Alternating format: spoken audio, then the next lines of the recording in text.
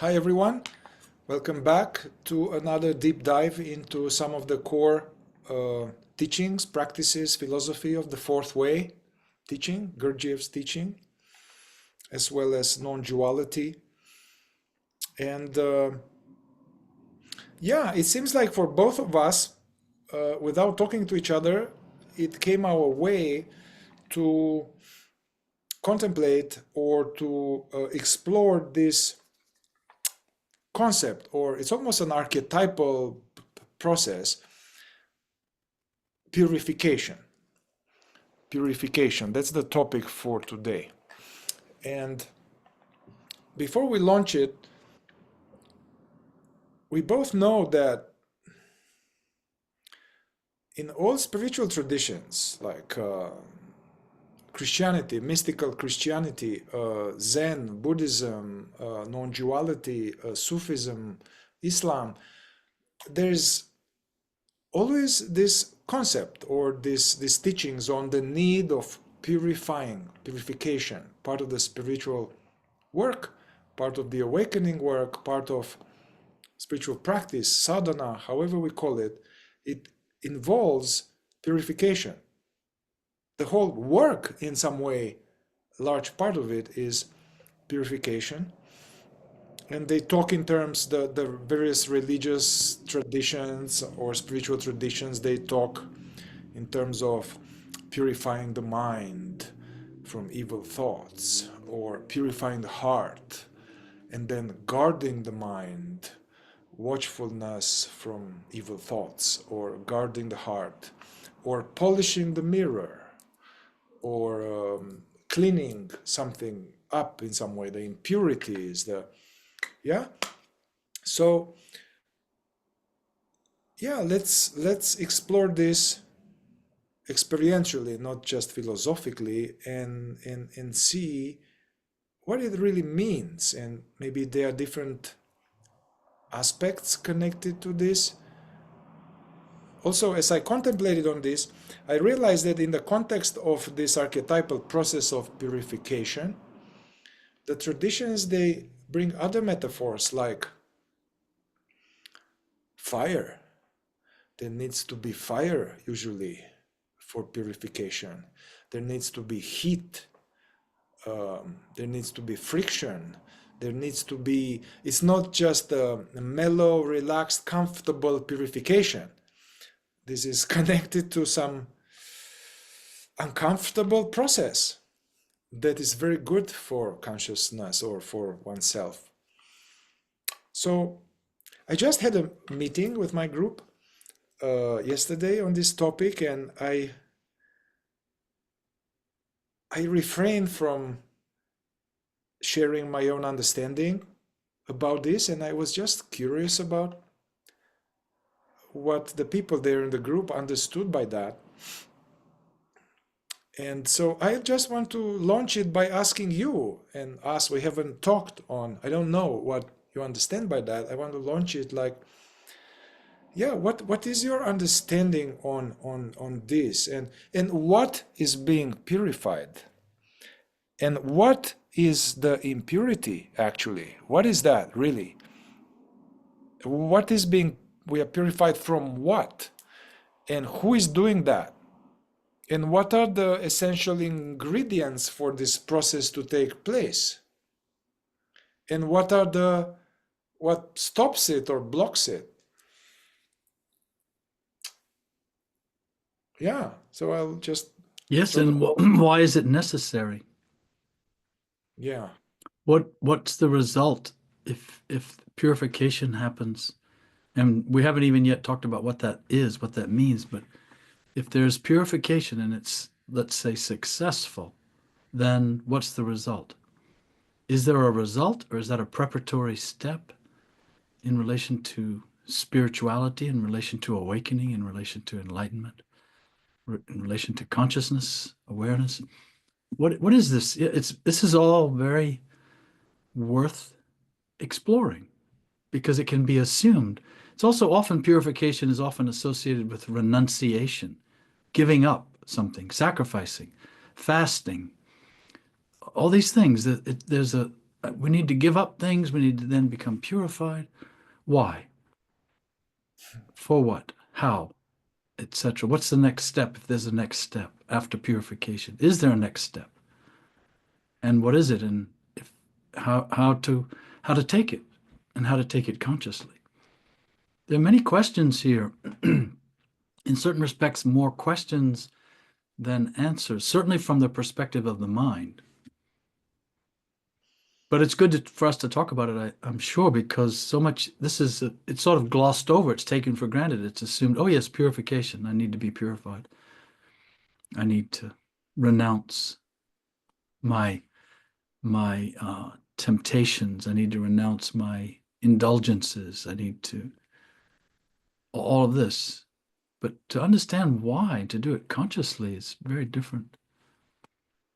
And if I can add something here, these days, I don't think that spiritual people think so much of this purification because it's a different. These are like come from a ancient tradition connected with religious ritual. But these days, culture is very different, and there might not be even no thoughts or in looking into this purification. There may be some misunderstanding that there's no need of purification. You are just perfect, just the way you are. There's nothing need to be done, Mm-hmm. and you just need to realize something, and it's groovy and effortless and easy and no problem. So I actually would like to bring this, even the old way of purification. Actually, I was talking to people in my group because at some point it started to get to the nitty-gritty of some very esoteric stuff, purifying of the sense of me, of the separate sense of me. And then I realized, hey, this is very esoteric information. Now everybody clicks a button and finds out this esoteric information. But in the past, the master wouldn't just get some Joe Blow from the street and tell him esoteric information. There will be a long process of actual testing and purification before they receive such high teaching. Yes, which implies there's a step before purification. There's preparation Mm, mm, for purification. mhm, And then purification itself is preparation for mhm. something else, which in fourth way terminology, I would call transformation or regeneration. So there are these stages. And so, yes, this is all interesting. You don't just turn right directly to purification. I shouldn't put it as a statement, I should put it as a question. Is there something that is necessary prior to purification? How do you prepare yourself for that so that it goes right, so that it achieves its supposed goal relative to spiritual evolution, conscious growth, conscious awakening, and so on? Yes. Yeah, if we take the metaphor, let's say cleaning up a cluttered basement where it's dark and there are creatures and skeletons, and we say, hey, Joe, why don't you go and purify your basement? But Joe doesn't even know that there is a basement and that there's no light in the basement. So no purification Mhm. can be done in a pitch black, dark, or in the fourth way they say no work can be done in sleep. And also, cleansing is not necessarily purification. This is also worth thinking about. For example, if you have water and there are impurities in the water, or you have the air and there are pollutants in the air, and you go about cleaning them, that means you're now trying to remove those impurities, those toxins, those pollutants. All right, let's suppose you succeed and you remove them. In other words, you clean the air or you clean the water. What you're left with is simply clean air and clean water. That air and that water have not been transformed in any way. They're just now clean. So what does that mean? What then would purification mean in this regard, as compared to or contrasted with just cleansing, cleaning. Like I can clean my room. That's not purification necessarily. I know we're getting into semantics here, but this is all worth looking at closely, carefully, with as much clarity of awareness as possible. This is no small thing, this idea of purification in relation to the self-realization of conscious awareness. And then this raises other questions. For example, is it that our awareness needs to be purified? Is it somehow polluted? Is it somehow tainted? Is it somehow toxic and poison? Does it need to be purified? Or is it perhaps our body and mind that are in need of purification so that they can serve as instruments for more conscious awareness? Or is the body and mind, is the person being purified in some way, and is that enough? Is that our goal, to become purified as a person? Like you mentioned earlier, evil thoughts or salacious thoughts, desires, temptations, evil wanderings of the mind, and so on and so forth. Okay, so if we cleanse ourselves of those, then what are we? Again, what is purification? What does it refer to? We did a talk recently, Mihai, about different levels of man. And this idea that you can understand the word God, the word love, the word self, all on very different levels. And the same is true with this concept of purification. Can be viewed very differently from the level of men number 1, 2, and 3, from the level of man number 4, from the level of man number 5, from the level of man number 6, and so on, which is how the fourth way looks at it. Yeah, I love that. Purification is not the same for everyone in all circumstances. Mm-hmm. Yeah, so this alludes to the, ordinary man that finds the work and is at the early stages of downloading higher teaching, higher knowledge that gives us instructions how to work on oneself in a skillful way, and studying and having early stages of trying to observe oneself and trying not to be in daydreaming. And so this is a phase, and there's some purification happening right there.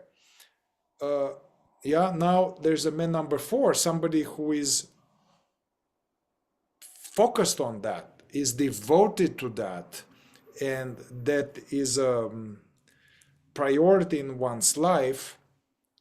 That's different. In the first 2 cases, there's still the person or the consciousness is not aware of itself.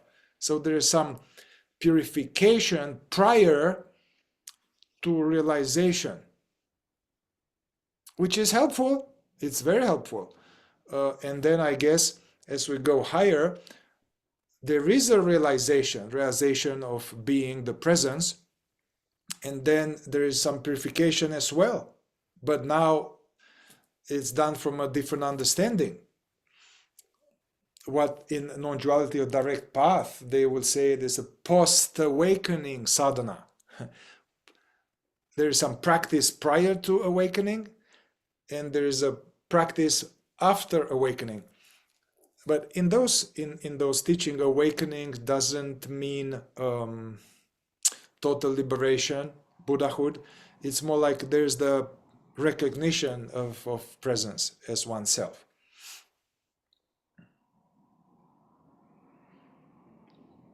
I think another way to view this, to think about it, is that purification, as I understand it, is akin also to the process of distillation.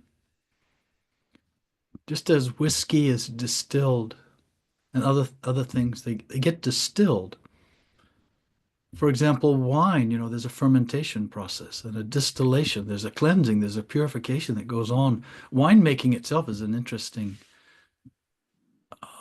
analogy. It's just one of many, but this idea that this distillation is not just one version of it, continues to happen. And there's a more and more a distillation. And we can think of it in terms of our interest, which is awakening, which is consciousness, is that consciousness itself, awareness, distills itself or gets distilled more and more, and it extracts itself out of the body and out of the mind, and it draws itself into itself more and more clearly, more and more purely. And this goes along with this idea that the more consciousness, I'm calling it consciousness, awareness, I use these words in the same meaning, but as it extracts itself more and more out of a sense of identity, and then more and more into a realization of being. And then even beyond that, into sort of, let's call it an isness, a pure, unadulterated presence with less and less and less and less identification as a characteristic of it. So there's this distillation. Now, what enables this to happen? There's like a purification process, and it keeps happening. You mentioned, what did you call it? Post-awakening sadhana. There's a practice after, which implies, yes, it doesn't stop there. There's more distillation. There's more purification. And I think it's fair to say, using the fourth way terminology of the different levels of man, that men number 1, 2, and 3, there needs to be a purification, let's call it, that dissolves. And I think of purification often related to this idea of dissolution. Something gets dissolved at each stage of purification and distillation. Mm-hmm. The heavier matter gets dissolved, and it releases the lighter matter. This is alchemy. This is the magic, mystical idea of alchemy. And this is awareness extracting itself from form, more and more extracting itself from form. And so men number 1, 2, and 3 they are entrenched. Their consciousness is entrenched in the feeling of being the person, the feeling of I. And there has to be a kind of purification, a process. You mentioned heat earlier, friction, suffering, and realizations that in themselves can be painful, that bring about the beginning of a dissolution of the feeling of I, of being the person. And then men number 4, women number 4, still operate with some sense of I. And that also has to be, awareness has to be distilled out of that, extracted out of that. So that's a different level of purification. Now you know, yes, I have this false personality. I have this idea of myself as a person. And I know there's something more in my being. I want to be more true to that. But I can't find a way. I can't seem to be able to do it. So now there has to be things that happen that bring about this purification, the kind of suffering, and so on. And then even beyond that, I think you can say a man number 5 is still being purified. There's still a distillation happening to extract, for consciousness to extract itself from these last vestiges of a sense of I, albeit from a more conscious perspective, the last vestiges of a sense of I, into yet a higher dimension of less identity, less a feeling of identity, meaning less identification. That's less attachment of consciousness to the mind and to the body and to the sense of I in the mind and in the body. It's a separate, yeah. Whenever Peter talks like The sense of I is referring to the sense of being a separate me, separate, autonomous, limited. That's what we mean about what in non-duality is called the separate self. That's what we are talking about here.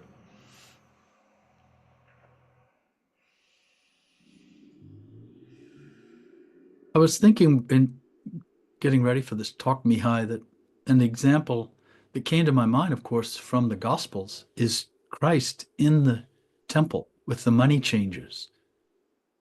And because I was thinking, what needs to be purified? And the need for purification is there due to the fact of corruption.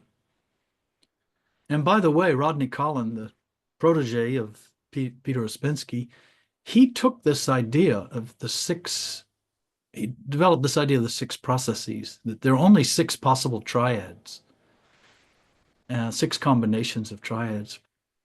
And there are several of them that relate to what we're talking about. One is this idea of corruption. There is a process of corruption that happens. And it's interesting to examine what does this mean psychologically to a human being? So, for example, consciousness becoming identified, the whole process of identification is really a form of corruption that's happening to consciousness itself. Consciousness, the more it descends into heavier matter, let's say into heavier form, it becomes corrupted. It's really another word for saying this rarefied matter of awareness is now solidifying in form, and then in deeper form and deeper form. And then there's this corruption, and it goes into this feeling of I. And then in the fourth way, one of the best examples of this is, of course, negative emotions.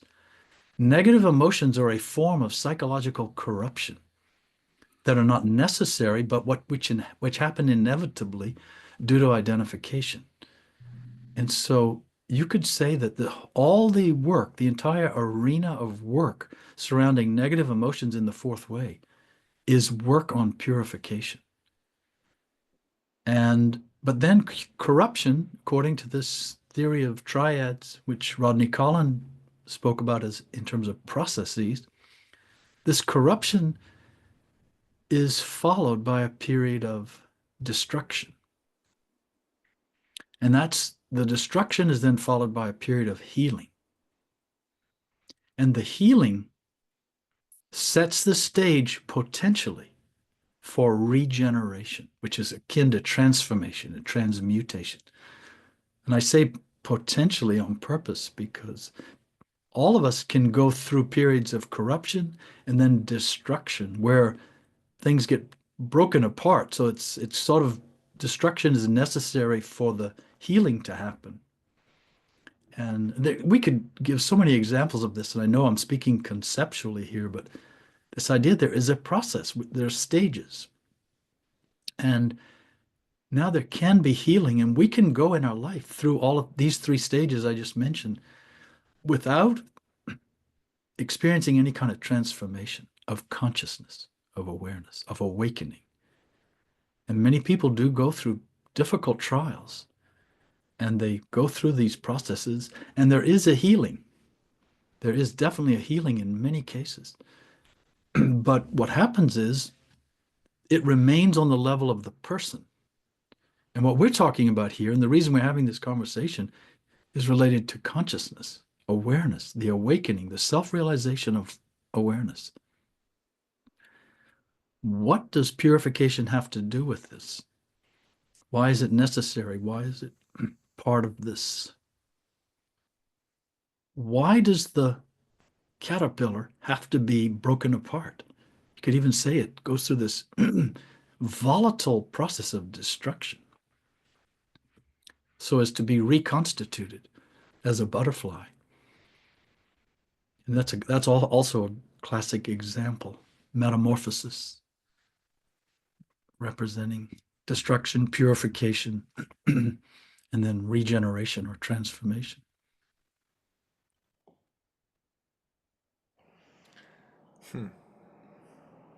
Well, let me just be straightforward here. The way I look at it now, purification,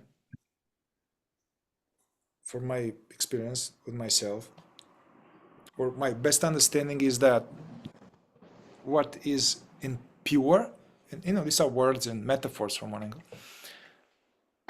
it's this the imagined separate self, or ego, or the feeling of me as a separate. That is the impurity. Now, we know that this separate self or ego is not a something, is not a something, it is an activity of consciousness. So it's an activity where the consciousness doesn't know itself somehow and is contracted and deluded and is sucked into something which is a lie. So basically, purification would be for this activity of consciousness to be less and less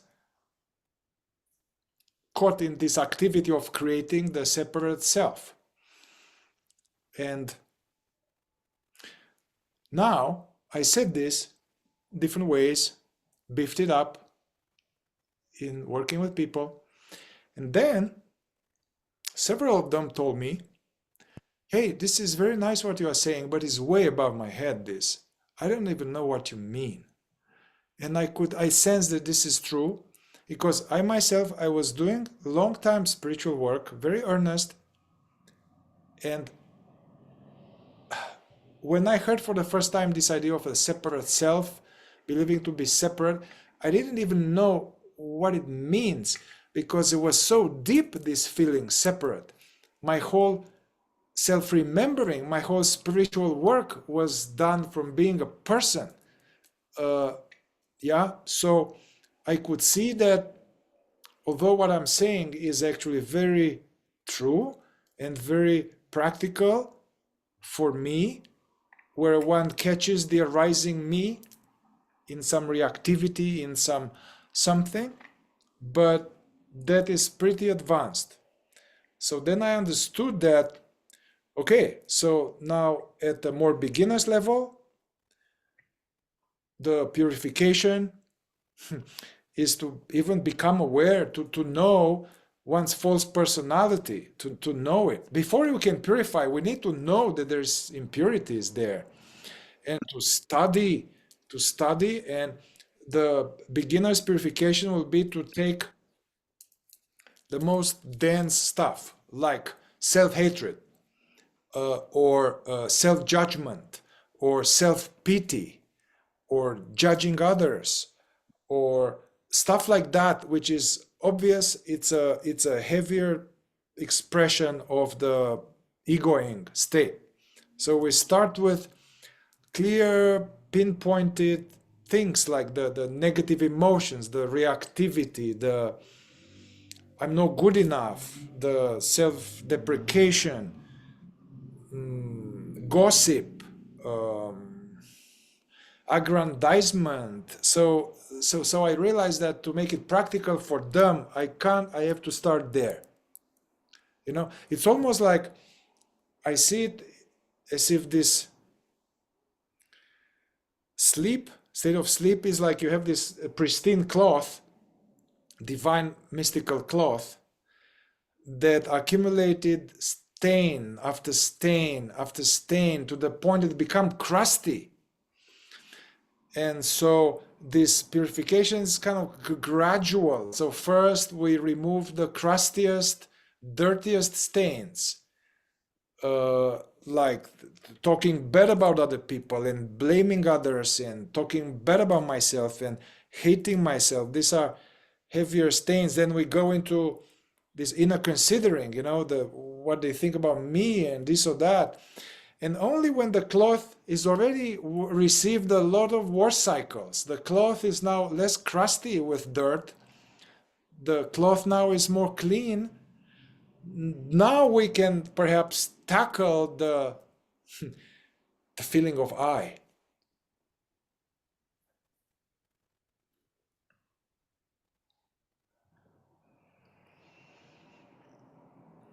How does the In the fourth way, we can say that really the whole gamut of what's called unnecessary suffering and giving up, renouncing. This is real renunciation, true renunciation, internal renunciation. To sacrifice, to give up one's unnecessary suffering is really a form of purification. When it then comes to real suffering and the transforming of real suffering, now we're talking about transformation, transmutation. And you can see in this example, transmutation is not even possible until purification is more or less complete.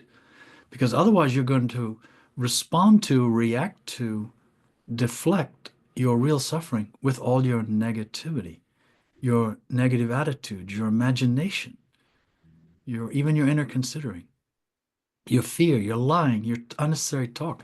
You're not going to be able to manage real suffering until you can see your way through, navigate your way all the way through your unnecessary suffering.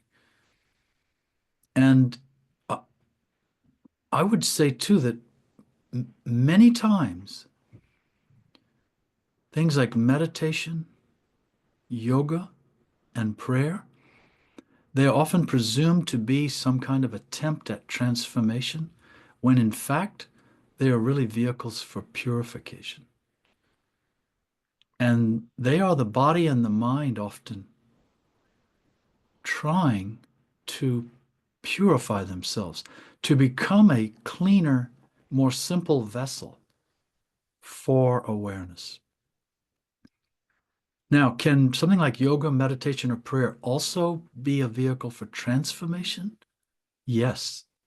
But here again, we come to this idea, the same thing, the same word, the same seeming practice can serve different purposes for different people at different times.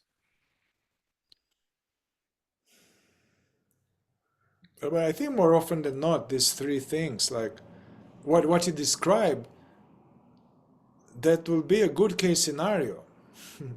But prayer and meditation and yoga, I think they are a vehicle for something much more diluted.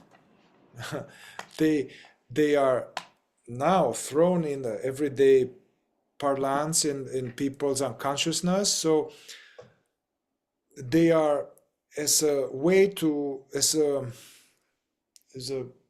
teacher would say, these sacred practices are used as a remedial activity to not feel so bad temporarily.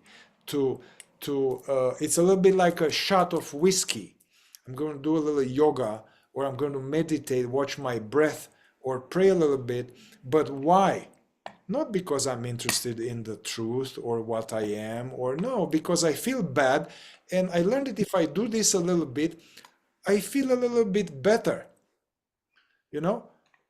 Also with the prayer, it's some kind of trade with God and negotiating and all kind of, basically can be, these three things can be a vehicle for delusion, deeper into ignorance. These practices can be used and are used, I would say, majority of the time for having a spiritual sleep, a sleep with spiritual dreams, and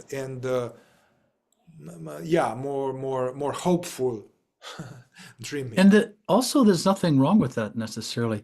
Again, it goes back to level of being, the person. In a way, you can see that meditation, yoga, prayer, the way they're being used now, we're living in a time of a lot of tension for a lot of people, and these things do ease tension. They Yeah. do lower blood pressure. They do calm the psychological waters, and so on. And this is useful, and this serves, you could even say, a form of healing.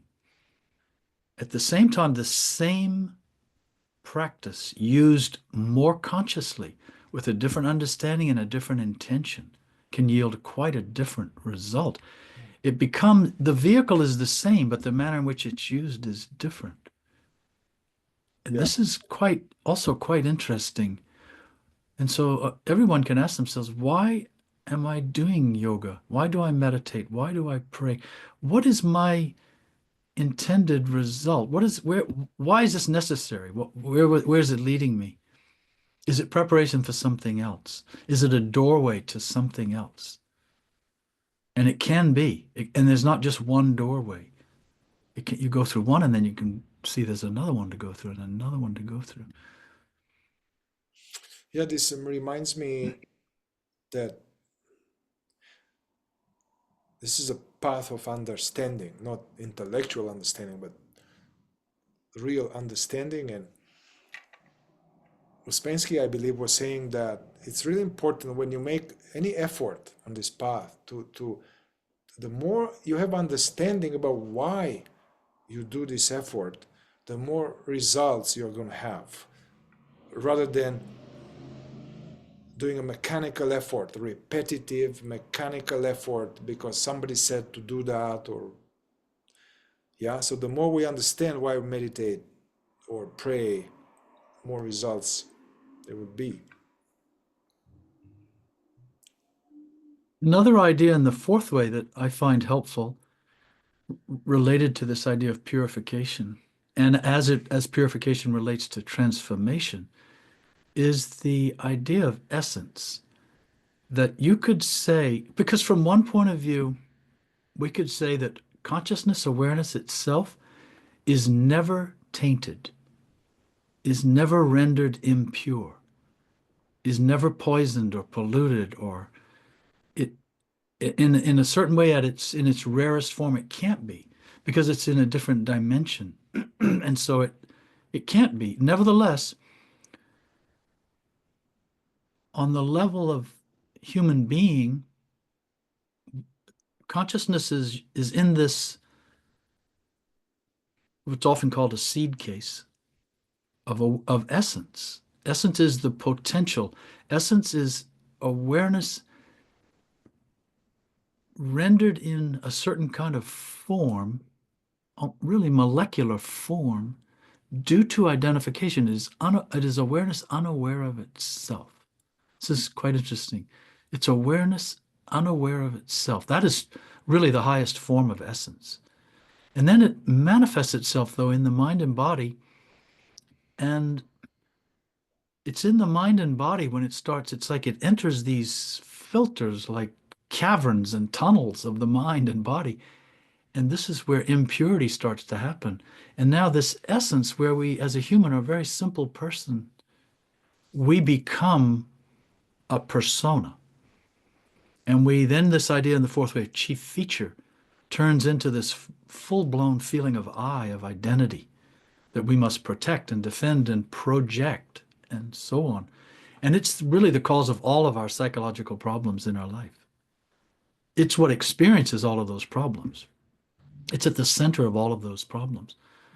This chief feature, this deep-rooted feeling of I, which is the result of identification. But that essence, the way I see it is there needs to be a purification to restore essence. It's about the restoration of essence first. Mhm. Essence has to return to its sort of normal, clean, simple, honest condition of just simple being. And from there can be a transformation, which is really a return of the purity of awareness to itself. And so again, this idea of extraction, distillation. And many of the ideas in the fourth way are about this, is they're about how to restore essence. This idea of not expressing negative emotions, of trying not to be an imagination, trying not to be identified, not lying, talking, trying not to consider. All of these things really can be seen as methods for restoring essence to its natural state, to its sort of re-gearing it back so that it performs according to its potential, and its real true potential is as this seed case for awareness to realize itself. And another idea, sort of parallel to this that I thought about, is in the Bible, the idea of the Garden of Eden. You could say that the Garden of Eden is really a representation of essence. And what is this Garden of Eden internally relative to spirituality? It is, as I understand it, it is sort of a framework of the human being in pure form as essence. And now the wind, you could say the wind of consciousness, can blow through this garden. And when it's pure and it's simple and it's clean and it's unadorned with anything artificial, this wind, which did not realize itself, think about the wind, you never see the wind, it's invisible. You see its effect on objects, but you never see the wind. This wind drifts through the Garden of Eden, through essence, consciousness passing through this vessel in such a way that as it passes through this Garden of Eden, it can realize itself. The wind, for a period, takes the form of this garden. It takes form in the garden by virtue of flowing through the hedges and lawns and whatnot. It takes a certain form in such a way that the awareness can realize itself. The wind can know itself as the wind. It didn't know it was the wind. But if this garden is overgrown and it's filled with stuff and there's lots of weeds and it's not been manicured, it's not been maintained, it's overgrown, the wind can't even get through. The wind can't, it's blocked. And that's another thing about purification, is it implies this removal of blockages. What's blocking awareness from realizing itself right now, more clearly, more simply, more vividly? What's in the way? And the fourth way points to these very specific areas that we've mentioned a few times: identification, imagination, getting lost again and again and again in the train of thought, being pulled downstream by thoughts, by a subject, by a worry, by a concern, by an anticipation, a regret, whatever. And then this worry about what other people think about us. And these are all examples of these blockages. This is awareness being blocked. And so the Garden of Eden, the temptation, that's where it happened, right? I mean, that's the analogy. That's this idea that there was this temptation. And it was really the temptation of consciousness to identify with and attach itself to the body and mind in the form of a feeling of identity.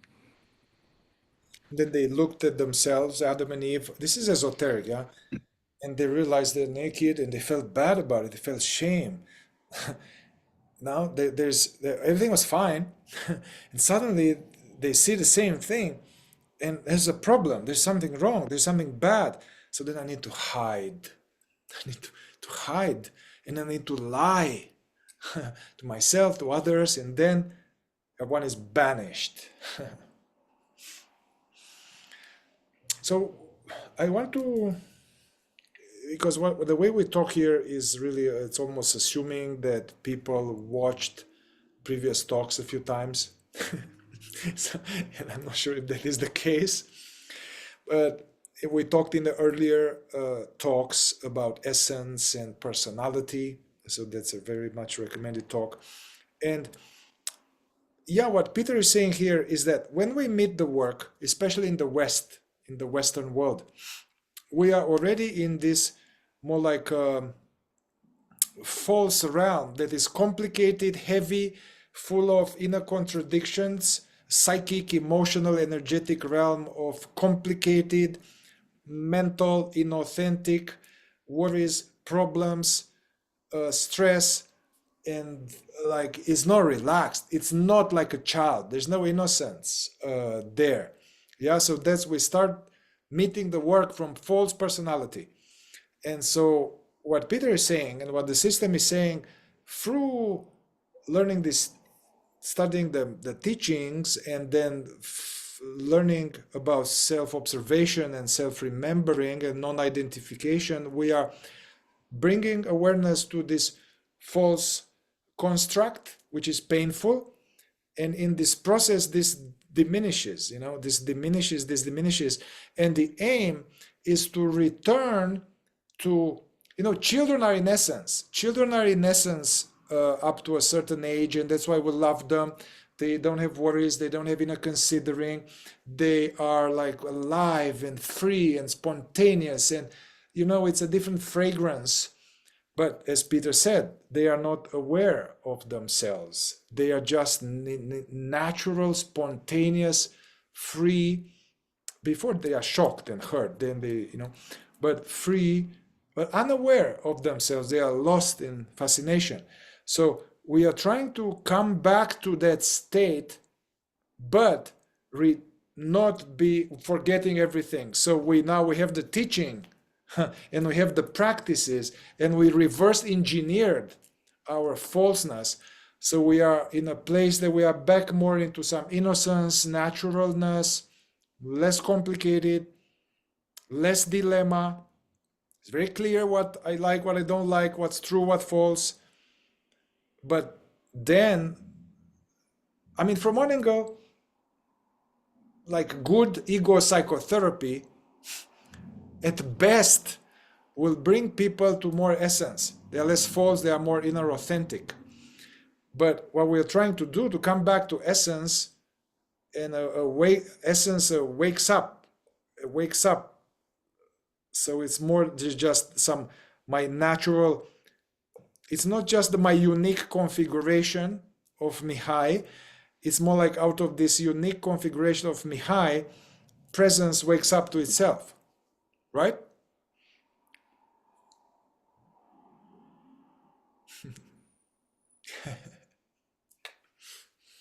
It's very interesting. It's hard to describe, and I'm kind of interested in hearing you describe it, because we say we want to return to this. It's as though we are someone, something. We want to return to this place, but it's not quite like that. This awareness is always in its seat and doesn't know it. And when it gets drawn out of itself, out of its seat, let's call it, gets drawn out of its seat, not all of it leaves the seat. It just remains unaware of itself, and then it gets drawn out and it's pulled out by thoughts, emotions, sensations, desires, people, events, the future, the past. All of this conceptual, as I've said before, each thought is like a little dream. The more vividly you see thoughts, you will see this more clearly. A thought is like a dream. Each thought, even as we're speaking, we have to be careful that we don't fall into these little dreams as we're saying them and fall out of our seat. And even the idea of the Buddha sitting, meditating, personifies this idea of awareness remaining in its seat. It's often called sitting meditation. So this awareness is getting drawn up, but it's not as though now, it's not like we're out there and we have to go back to where awareness is in its seat. No, it's all about awareness. It's all about consciousness. Simply returning to its seat, even though it doesn't leave its seat, it returns to its seat by realizing itself. And that's this thing about essence. Essence is this seed, this extract of consciousness, and it realizes itself, and that's what happens. And when you look at small children, that's what you see. You see them, and they're there, and they're looking, and you look more carefully, and you see behind their eyes, what's there looking out does not know itself in most cases. And if you're present, and you look at a child without, of course, staring at them, or you just notice them, that they will sometimes notice you noticing them, and they'll like, oh, the awareness in them, yeah, it knows something, it recognizes something, but it doesn't know itself as this pure awareness. This too, for us, we think we're these people sitting here having a conversation, talking or listening or whatnot, but this awareness is not this. This is just the container. And this awareness can begin to know that more and more clearly, that it is not the container. It's looking through the windows of the container. It's listening through the portholes of the container. And it is not a physical thing. And it's not a psychological thing either. It is this purity, and that's where purification leads. Purification, from one point of view, is all about consciousness. On the other hand, it's about the body and mind being purified as a vessel, such that the consciousness in the vessel can realize itself without hindrance, without obstacle, without blockage. Yeah, when I said we, that's the language. Of course, yes. Because actually, when I I came as a ego false personality with a magnetic center, interested in something higher. I wasn't interested in innocence, to come back to innocence. My false personality was not interested in coming back to innocence. No, I was interested in enlightenment, man. And so it'd be like a which in it was mixed. My honest search and application was mixed. There's the honest, noble interest in the truth, mixed with my ego wanting to be super special. And enlightenment was the promise of being now the ultimate super special, thing. So, but my point here is that no matter what kind of thoughts we have about the path, what seems to happen is that if we engage on the path in a good way, no matter what we think, there will be this process of our false personality will diminish. So false personality will be purified out of us. There will be less of it, and we are going to, essence will be now more there. And then, yeah, it seems like purifying false personality, and then essence is being distilled or transmuted and out of it. As you're talking, I just had this flashback. I was about maybe 10 years old, and I was playing tennis every day already for 4 years at 10 years old, competitions and all. So I was training, playing tennis every day, twice a day.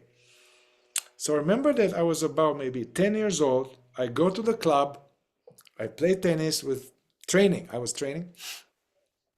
I even know a clear, vivid memory of what court somewhere in Romania.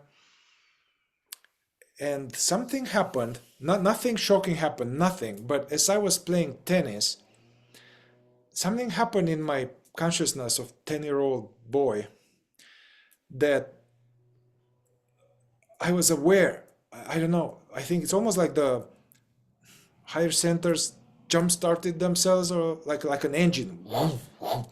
So basically, it was very weird for me because I was playing tennis. I didn't have like Ramana, fear of death, or I'm like, see the truth of God. No, I was playing tennis, but something was like, in which I was aware of being. And that was very strange. I remember that as a kid, I was like, wow, it was something strange. And it lasted for a few hours, and I kept playing tennis and all of that, but there was this, I was aware of being, not knowing anything about the teaching and not knowing anything.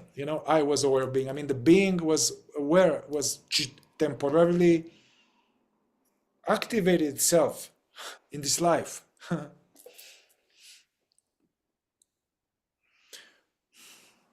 Which, it's interesting, it created memory. I don't remember anything from that year, very likely, unless I got into major trouble.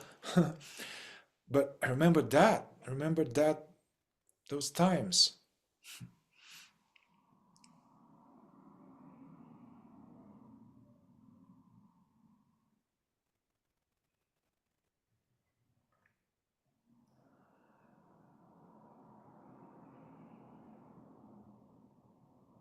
What's interesting too is that we have these moments, but why can't they last? Why doesn't that awareness remain in focus like that? And especially enough and in such a way that it can realize itself more clearly. And this is why purification is needed,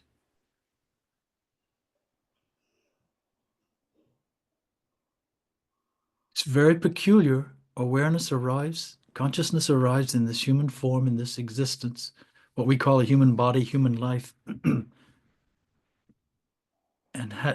it arrives in the container, in the temple, with virtually no understanding or realization about itself. This is fascinating. And yet it can come to know itself, this true self-knowledge, true self-realization.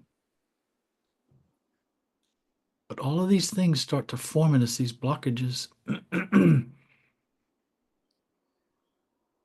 this does bring us to it requires that we come to a completely different relationship to the whole idea of suffering and pressure and heat and friction in our lives.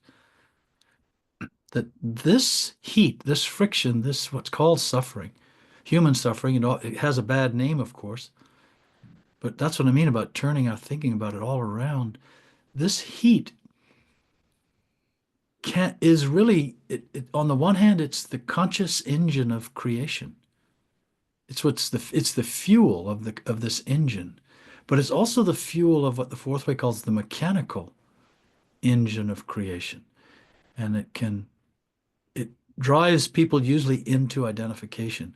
Their awareness is driven into, forced into, pushed into, packaged into identification, into deeper form, for reasons we don't fully understand about how the universe works, what this solar system is about, and why it is what it is. And there's an earth, and and we're humans, and there are animals, and it goes on and on. There's a lot we don't know. But at the same time, this very heat, this pressure of being a human can be the catalyst for this self-realization, back to these moments, exactly these kind of moments Mihai was describing. Because what Mihai was describing is exactly what happens when this consciousness begins to wake up more and more often. And it's as though this awareness begins to fill the space more and more.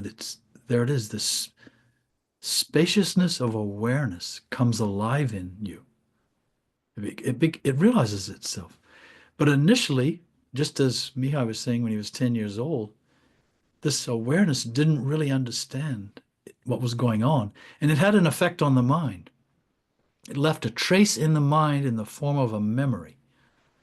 See, and then the mind attaches to the memory and thinks that's special, the particular place and the event. And that's not what was special.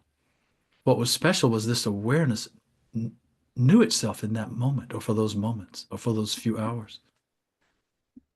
That's what's special. Just like people talk about their story of awakening. The story of awakening isn't really special. No one's, not anyone's.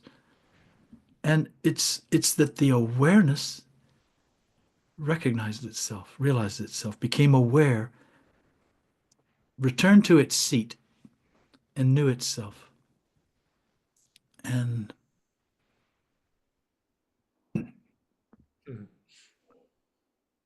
the unknown started becoming the known. In a way, you could say that's what awakening is. More and more, it's the unknown becoming the known, more and more and more, and then more unknown becoming the known.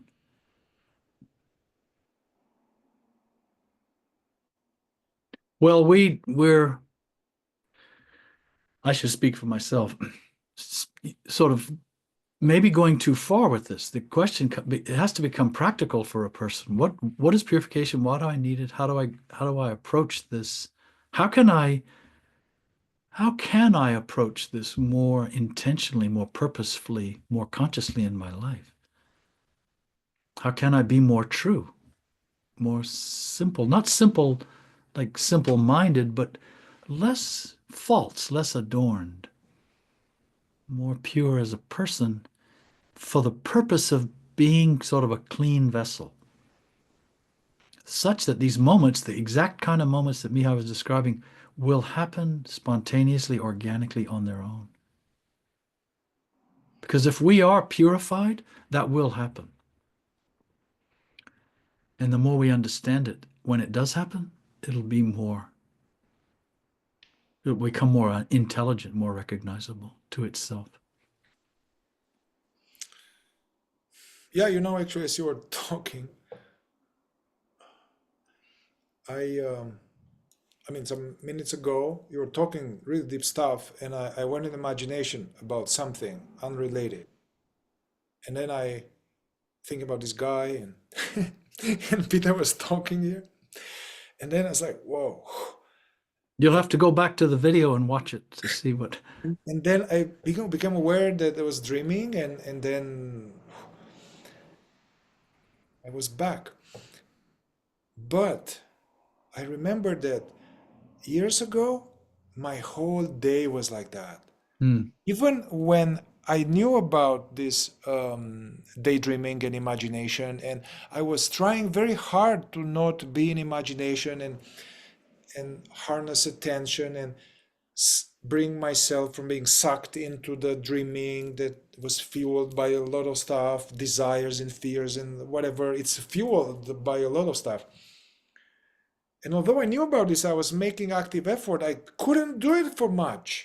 And as soon as I would be present, I'd be hooked again for years. Yeah, now it's not like that. And now, yeah, it came, I became aware of it, it went away. So I think there was a lot of purification happen in the last 15 years or so, to the point that it's not like that. And that's why, for the people in my group, they were saying, hey man, this thing with the purifying the sense of me, activity of consciousness, I think is way above my head. I was like, yes, because there's all the time imagination, inner considering, not enough attention. So practically at the beginning, we are in total delusion, ignorant, tricking ourselves. And that's why Ouspensky was saying at the beginning, or Gurdjieff, the currency is attention. That's what you have. You have some attention. And it comes down to what do you do with this attention? So training this attention. Because without this attention to sustain itself more and then divide attention, or no purification is happening, nothing. You are lost in illusion. In the fourth way, the practical handles for this are, of course, this idea of being present, just noticing where you are and what's around you, and realizing that you're noticing them, and the realizing that you know you're here, this presence. This is the inroads to purification. And it's so clear to me that the most toxic aspect of human nature is negative emotions. This is corruption of a high level in psychological form that manifests through the negative side of the ego. And trying your best when you feel this rise of negativity to not express it with the understanding of why. You're not giving your energy, your best energy, to those impulses. Not to be a better person, not to be a nice person, but understanding that that is corrupting your being. Your awareness is temporarily being stolen from you. And this also is a big area in terms of this idea of purification. And another key one, of course, is this idea of imagination, not drifting into the stream of thought for so long, not getting pulled under and going on and on and on, to come back to realize, okay, I'm here. This is my life, this moment right now, whatever's happening. And understanding imagination is exactly that, imagination. It's a dream. This is purifying the mind, just as this work on negative emotions is purifying the emotions. And these are vital. These are the two backbones, really, of preparation for something else. Yeah, also for a long time, I think. You know what? I need to stop for a moment. All right. Can we? I just need to attend to something just for 1 second. So if we All right. So I know when working with clients, but also with people interested in this work, is that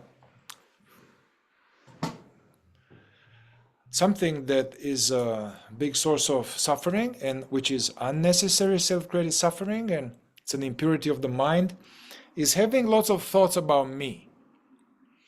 Basically, me as a person.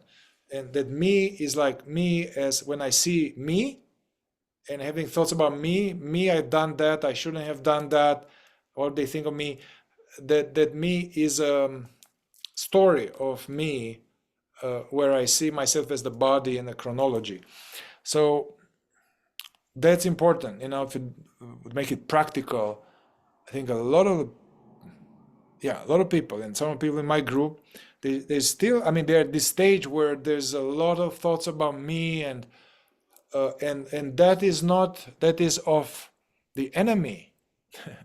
It's esoteric, yeah. This is ignorance. This is sleep, basically. So the thoughts, the right use of the mind is for practical stuff. I need to put gas, put bills, fix this, take care of business, study the truth. That's a good right use of the mind. But when the mind is the intellectual center is co-opted by false personality and identification, now the mind churns stories about me, and that is sleep. Self-judging, and they think of me, and I know people that are actually pretty earnest and making effort. It's natural at this stage. Some interaction happens in the group, and then they go home, and a week and a half later, they are telling me that they keep thinking about that, and they want to say something about that person, and that is to be seen, that should be seen as suspicious. They need to look at that, and you can't. And most people live life like that. It's yeah.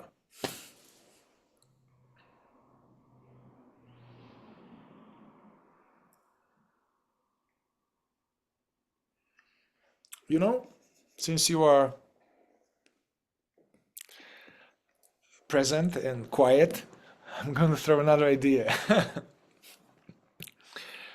We started to talk last time, and we interrupted.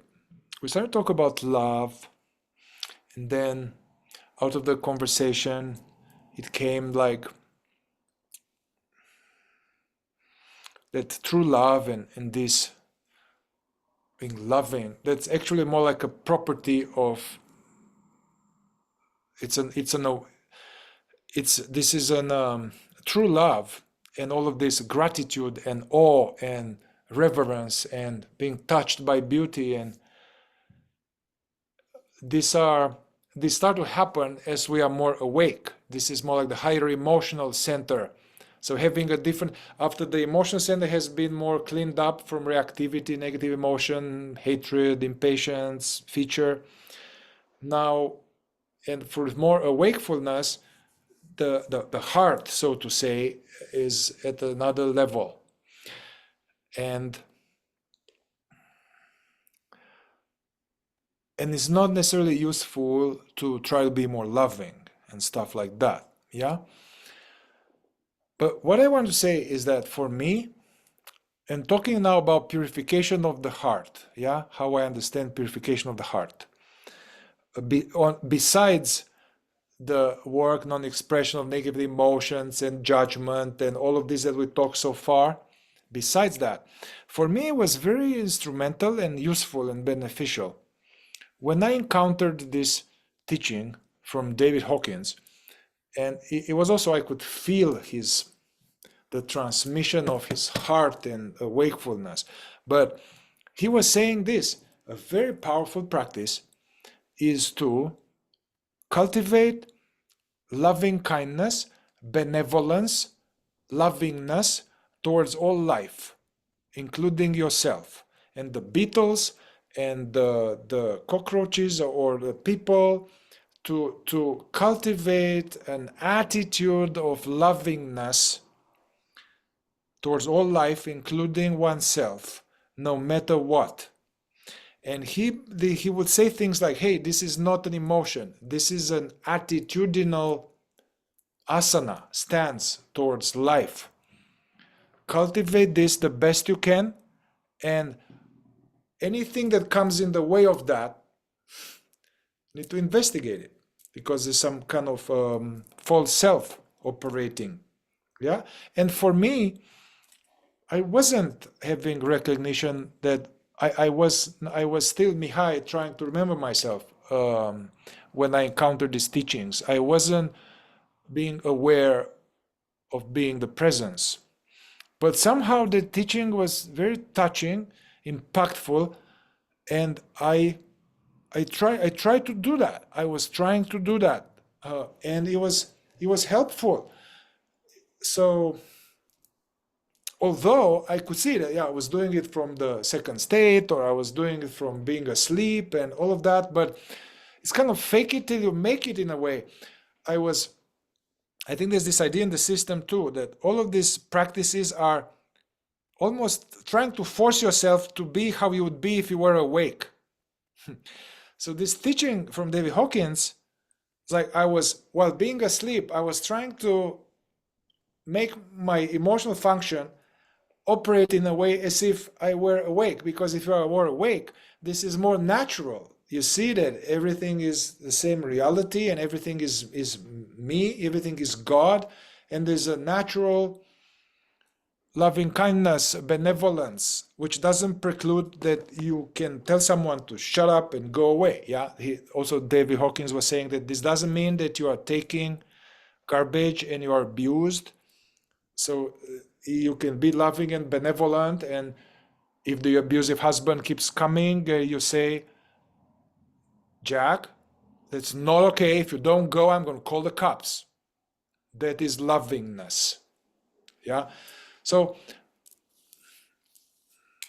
I want to throw this in the pot, because I would say that's a skillful and direct aspect of purifying the heart from egoic tendencies and selfishness and me, and using others and resentments, and that's a good compass, you know.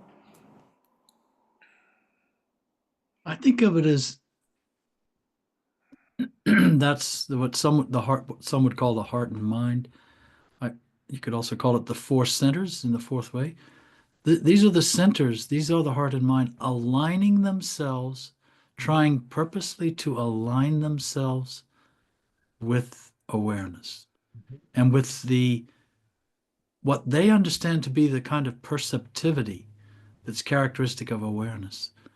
So yes, trying to be more loving, trying to be more kind, trying to be more gentle, considerate of the beetles, etc. It is a kind of a imitation on the level of the mind and body, and that's good, that's healthy. However, it needs to be understood that that's what all it is. It is not awareness.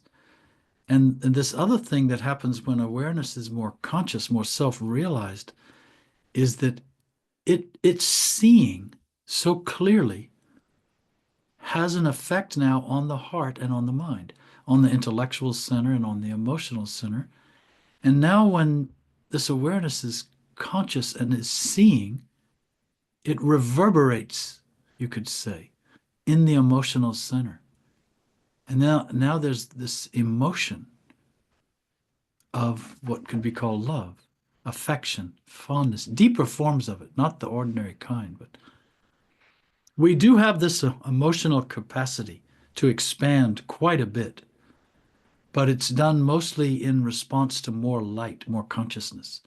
The same with the mind. Our mind has remarkable capacity of a certain kind that is not necessarily just being exercised every day in the business world or the science world or whatever, the mathematical world. No, to think in a quite a different, on a higher level, more clearly about things, but it's due to light pouring into the intellectual center from consciousness. So, but this, and also what you were saying, Mihai, to my understanding, that's not purification. I mean, that's just that is trying to kind of order the mind and order the heart, meaning put them in order, in such an order that they would be if they were purified. And that is helpful. It's like exercising a certain kind of muscle. And I can recall reading Gene Klein. I liked very much the first time I read it, this idea of, he called it affectionate awareness.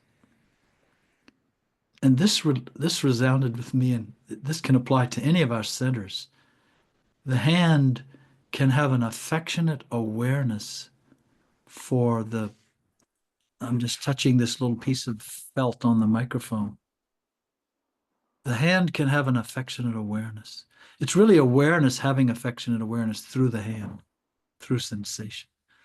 And then the same affectionate awareness for a person or for a moth in the room that you escort out of the room rather than just smash it against the window. An affectionate awareness for life, for creation. Yeah. And so on. Affectionate awareness for an idea, a profound concept. And it's kind of that same thing. And yet, this is kind of reverse osmosis, trying to work from the bottom up. And that's good. Yeah. But what we're also talking about, it works when it comes from the top down, it's effortless. It's a natural process of, now the temple is purified, let's say, and it responds. It's now in a position to respond to presence, to awareness. Coming into the temple and filling it with light. And now the temple, the garden, can respond. And normally we're not responding to our own consciousness. Consciousness is so identified most of the time, we're just responding to stuff, things happening, the weather. Somebody says, looks at us a certain way or says something, or we're hungry, or it's cold, or whatever. And we're just reacting. We're reacting, really. We're not even responding. We're reacting.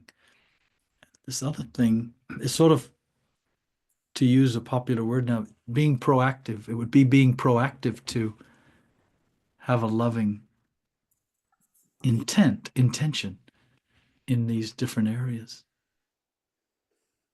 Yeah, so what example I gave when I encountered this hard teaching was that was some purification that was happening prior to recognition of presence. And now, one of my teachers, Francis, which is like representative of non-duality direct path, he was talking about this post-awakening sadhana, post-awakening spiritual practice, which is interesting.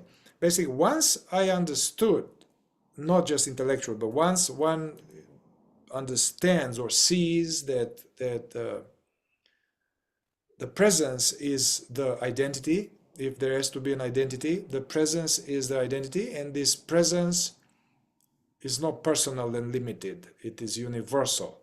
Yeah, so that would be what is called non-duality, a liberating glimpse. However, one can have that, and for most people that is not, it's not, it will be forgotten, we'll forget or something. Why? Because for many decades and maybe many a lifetime, my machine, body-mind, is used to operating with under the setting of believing to be separate. So his post-awakening sadhana recommendation was to, okay, now that I see a glimpse of the truth, now try to live according to the truth. Meaning, align how I deal with people how I deal with this body, how I do business, how I talk to people, how I deal with everything from this understanding that there is only one, there's only God, basically.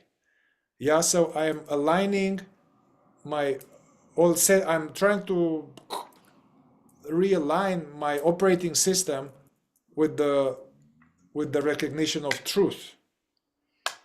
Yes, this is like a higher degree of purification Mhm. where you're purposely going about purifying your being. Yeah, This is beautiful. because then he was saying like, okay, I'm here in the satsang and everything is God and all that, and then I'm going and doing business and I'm nasty and I'm tricking people. That's not aligned with that. So you can't talk from both sides of the mouth. I mean, one can, but have the recognition of presence in the satsang, and here I'm operating from sense of separation and ego selfishness, and then that will block. That will block. I'll have Mhm. suffering, and they will give Mhm. feedback from God, the universe. And as long as those things are not done from the perspective of a persona, now you're back in identity. You're back in it's me. I am Peter, being more loving, being more kind, more gentle, more appearing to be more conscious or Yeah. something. No, but doing it from the perspective of consciousness itself, awareness itself, for the sake of, for the sake of something higher. Mhm. And this comes back to this idea of giving oneself to God, devoting oneself to God, esoterically meaning the centers devoting themselves to existing for awareness, for the sake of awareness, continuing to realize itself and keep itself in focus, in its seat. And understanding too, this it is possible for our mind and for our heart to understand this. The highest part of them can understand life isn't really of any value without that. The rest of it's tomfoolery. The rest of it's nonsense, meaningless, endless endeavor. And so there is a part of us that can serve. We're really serving the highest in ourselves, in our being, by doing these kind of things.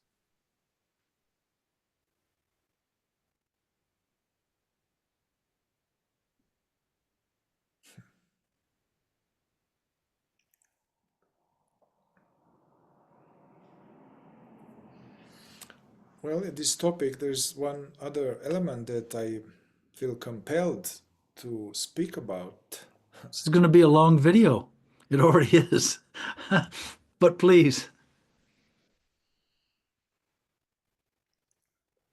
What we've been talking so far, it's actually pretty esoteric and higher level.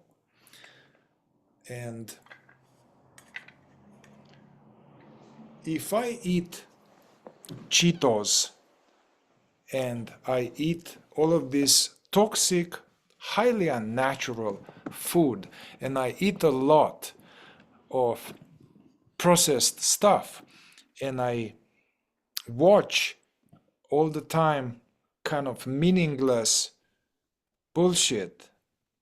Yeah, so there's actually, and I'm have been doing a lot of substances and all this stuff that it'll have an impact, that will have a big impact. One cannot really, I mean, I'm open to debate, but if my body is, what I put in the body creates certain tendencies, and they don't have it in the fourth way, but there is this rajas, tamas, and sattva, like active, fiery, lethargic, and healthy, vivifying, balanced.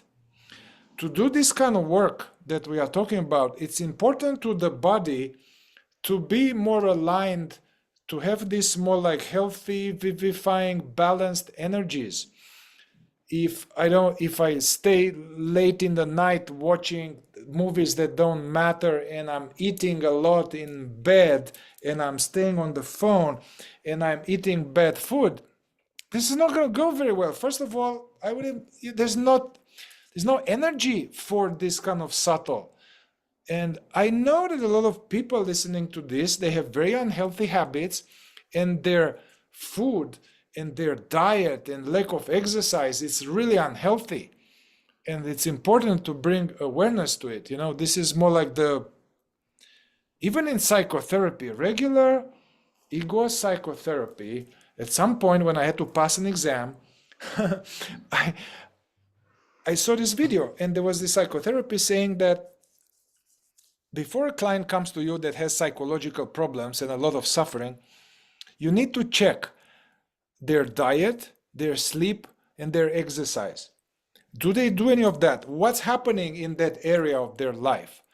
And the guy was saying that often optimizing these things will take away the need of psychotherapy. They call this frontline intervention. So if you're really interested in awakening and God and all of that, you need to have some basic commonsensical Purification. healthy management of the body in terms of exercise. It doesn't have to be a lot. It depends of the type of the person, but exercise, food and sleep, substances and intake. Buddha didn't talk about these phones and all of this TikTok and all these things. Thich Nhat Hanh talk about it. Consumption, what you consume, it's not just food. It's all of these impressions. So I don't want to gloss that over, because that's a huge denying force. And we are not going to have much energy available for these noble pursuits if my energy is bogged down in this impurity, toxicity. Yeah. So This is a big area too. I here. mean, this is a large area. It's not one we've spoken about much, and it's related to the instinctive center in the fourth way. How much this instinctive center in us behind the scenes really is governing and taking up space in our life and making decisions for us. And these areas you've mentioned, food, drink, substances, TV, indulgences, things like this, and then not wanting to and avoiding exercise and not eating right. I mean, wanting those potato chips, wanting to watch that movie, that whatever that is, or this is a big area. And it's important too to not be so hard on ourselves if we do indulge in these things. It just depends really too. Again, and it's an individual thing. There's no what's the answer? There's no formula, no solution for everyone to do the same, to follow the same diet, or to avoid the same things. But it's a big area, and it's worth investigation. And I can, from my experience, it never goes away. You never become a perfect person or a pure person. Or I mentioned potato chips. I happen to I really like potato chips. I know they're not good for me, and I try not to eat them. And periodically, I go right to the counter and I buy a little bag of potato chips, and I eat it with great relish. And watching this instinctive center sort of take its little claim on potato chip world. And I usually don't feel well an hour later, especially if I eat too many. And that's just a small example. Yeah. And then, so this is a whole nother topic. And there's a lot of pressure on us in life as human beings to begin with. And our instinctive center will be the first relief valve that seeks to let some of this pressure out, or to pacify the tension. And when it comes to this inner work, we have to understand too, this adds pressure. This is a different kind of pressure. This is actually, we're putting pressure on us. We're turning up the heat in ourselves internally by virtue of trying to return to the source. We're taking all this energy away from the body, away from the mind, away from the identity, the personality. We're extracting now awareness from them, and that creates pressure, that creates tension. This is another reason why this idea when Christ said, "My burden is light," you can take that in different ways. It also means that there's pressure. Pressure gets turned up, the heat gets turned up when you try to move more and more in the direction of awareness. And the instinctive center in particular reacts to this.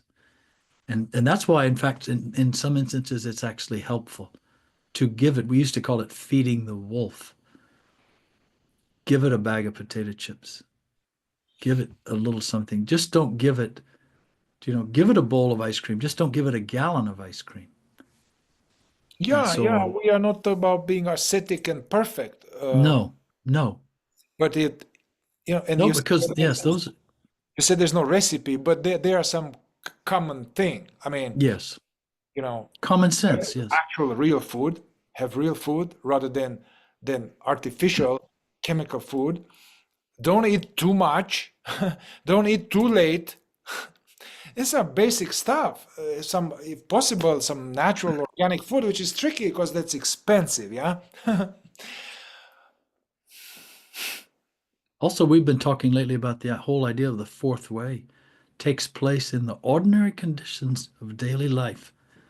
We're not in a monastery where we can't go to the coffee shop at midnight and get a piece of pie, or we can't go out to the liquor store. The food is not, we're not under these limited conditions. We're completely out in the world, in ordinary life, and we have to find a way to navigate this internally. This is not small potatoes. This is not an easy thing. This is what's called inner work, self-mastery, self-realization, learning to serve the highest in ourselves while also understanding we have a body, we have an instinctive center, we have emotional, our emotions have a full range.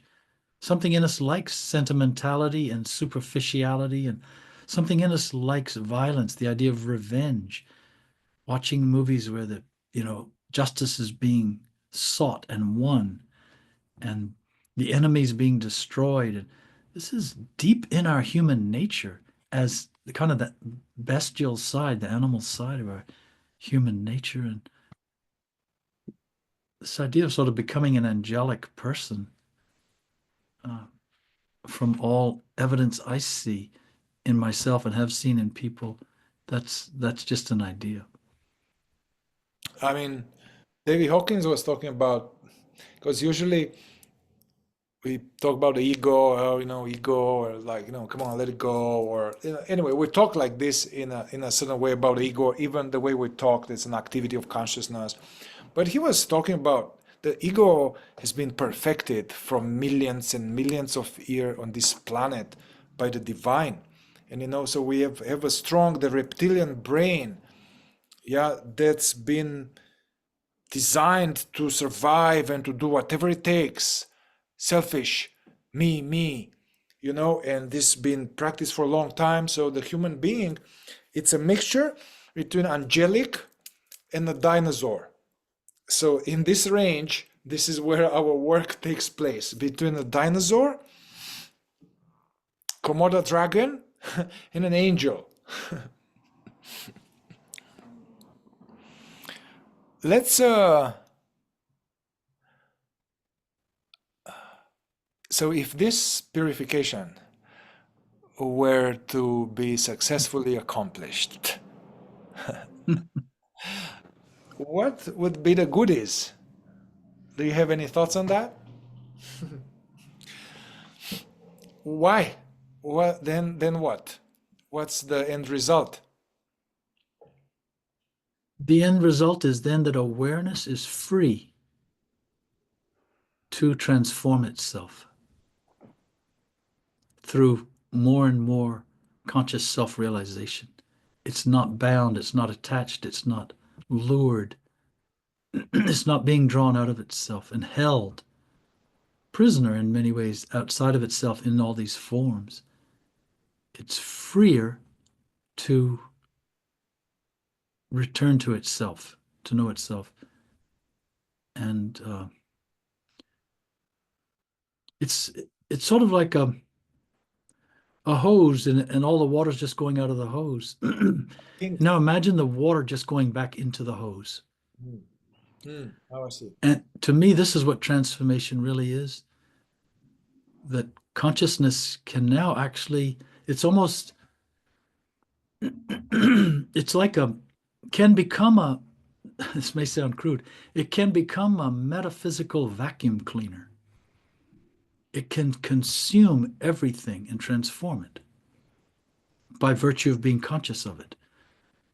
And usually it's being drawn out of itself and sort of trampled and corrupted and poisoned and tainted and dispersed.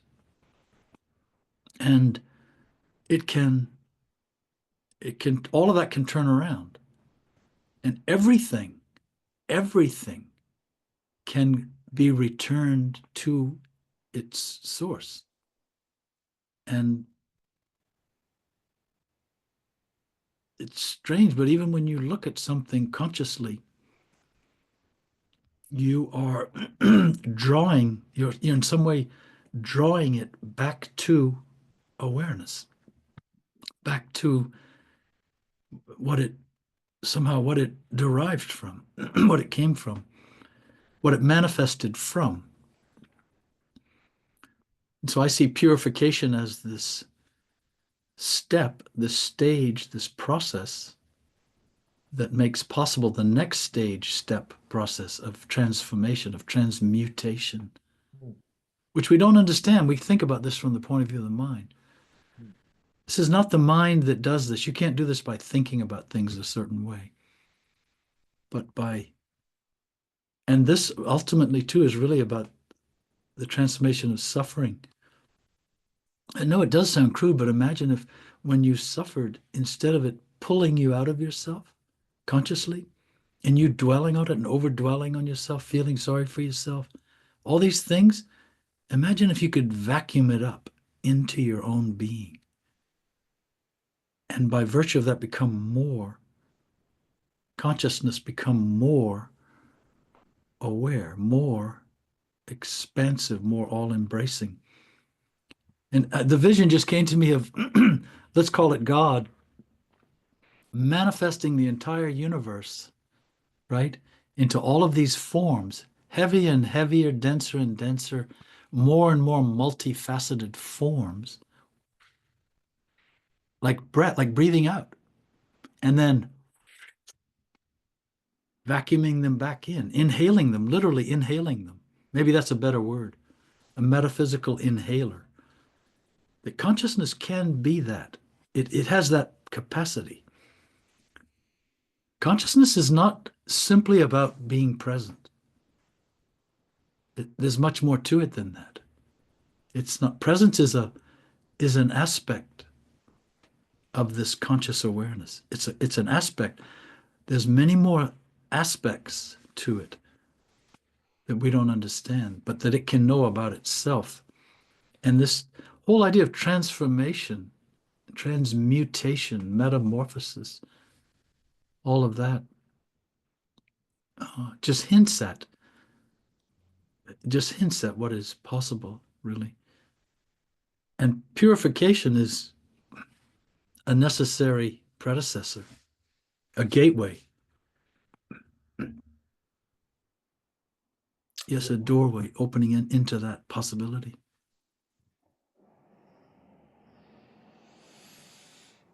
Okay. Yeah.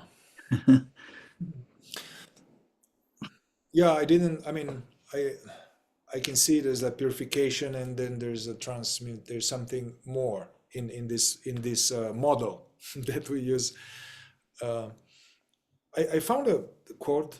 I mean, it just I heard it, and then it kind of stayed with me and activates itself, and somehow I feel like that would be some of the end result of purification and transmutation, or anything to do with the deep fruits of a spiritual path. And I sense that I'm verifying more degree and intuiting it's true. And so this from this teacher, Adida Samraj, and he has this sentence: pleasurable oneness with all of life.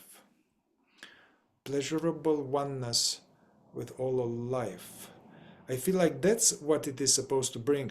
Now, this doesn't mean that it's pleasure all the time. Not at all. There can be shortage of money, there can be war, there can be unpleasantness, sickness, and all of that. However, through the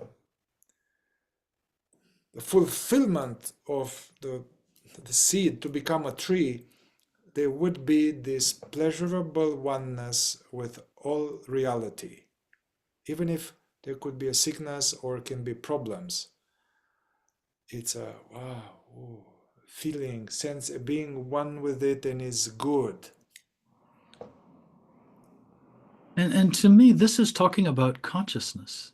Yeah, yeah, Consciousness sees that way, but the mind does not. The body does not. It doesn't mean that we, as this person, that we will. The same idea of true peace, contentment, bliss, all of this. This all refers to consciousness. This is not. It doesn't mean your body will feel good. It doesn't mean you'll be pain free. It doesn't mean you'll be debt free. It doesn't mean you'll be emotionally free. This is this other dimension of realization where there's more and more unity and perception of oneness and bliss and all of that. These are these. This is us. This is the mind giving words, trying to put words to what consciousness itself, for lack of a better word, experiences. And but then what happens is we imagine that means we as a person, our life's going to become just completely content, no problems, no issues, no pressure, no tension, no, and it's not true. This dimension of being the human being remains. And there's this other dimension that realizes these things and sees that way. And of course it has an effect on the body and the mind. For example, when you start to see how much your life is really happening to you, it's as though you're just watching it. Consciousness is watching your life unfold, really. Even though your mind is concocting ideas of what to do, and I'll do this and I'll pursue that and I'll boom. That's all actually happening. And consciousness is just seeing it. And the more this sort of saturates your mind, then when you start to, let's say, worry about the future, it's easier to dismiss that worry. Because you see, that's just the mind, again, latching on to something and say, starting to worry about it. And so it's much easier to let it go because something else has saturated you. This understanding, your life's just happening to you. yeah. And So so, ultimate safety. I think that deep realization, there is the sense of ultimate safety of consciousness, even if yes, it's really body I was dies. thinking about this today, actually, that awareness, this source of awareness actually never manifests itself in this dimension. It does sort of somehow it affects this dimension. It's like impulses or something affect the body and affect the mind, affect us as a person. Doesn't You could say it manifests through the body and through the mind to some extent. At the same time, this at the source, it never manifests itself in this dimension. It remains unmanifested. And this is where that that peace, that bliss, that what did you call it? Oneness, Pleasurable oneness with all of life. pleasurable oneness with all. Yes. And that's where the surety can come from, and the trust that all is well, even though things may not be going so well. All is really well. All, meaning all, the oneness is Yeah. perfectly fine. As David Hawkins said, everything's going from perfect to perfect. Moment to moment. Yes, it's perfectly the way it is, as it was meant to be. It's now the rose is perfectly in bloom. Now the rose is perfectly dying.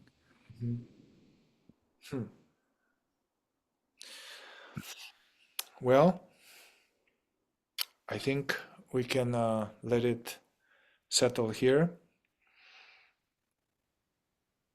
And especially, we are open. If some of you who watch this video up to this point, you are totally qualified to offer any suggestions in terms of any topic of interest. Well, I would offer the suggestion that we cut this into several pieces. Yeah. Okay, we can do that. But I'm saying that I would like to offer to our audience that is interested in that, is some topic of interest that we haven't touched upon. Feel free to suggest. All right, Peter, thank you. Thank you, Mihai. And I will add too that it has occurred to me, I'm well aware not many people watch these videos. But it has occurred to me that, do you know, this internet thing and YouTube and these videos may be around for longer than we know. Yeah. And someone may be listening to this in 20 or 30 or 50 years. Mhm. We don't know. And this may, something, one sentence said in all these hours we've been talking may resonate and arouse the awareness to a deeper level in someone. And that's a beautiful thing. And this reminds me, I know somehow that so Ouspensky wrote In Search of the Miraculous, and it was published after he died. And in these last few years, from various reports, it seemed like Ouspensky was a little bit with a heavy heart, that somehow he felt like he didn't do enough, he didn't succeed to bring this work to the world, he didn't succeed, he was somehow feeling bad about it, and like as if he didn't fulfill something. And then, but he did. I mean, we are talking about this because of that book that was written a long Hmm. time before we were born, and it was just a longer span, as you are saying. Hmm. So when I read some book about him, and where I somebody who was with him kind of shared that, and I was so touched, and I was like, oh man, Peter, it's like you did it amazing. It's like, oh my God, Yes. you know, Thank you. Thank you, yeah, Mr. Ouspensky. Thank you so much. yeah. Thank you for everything. Thank you, Mr. Gurdjieff. Wow.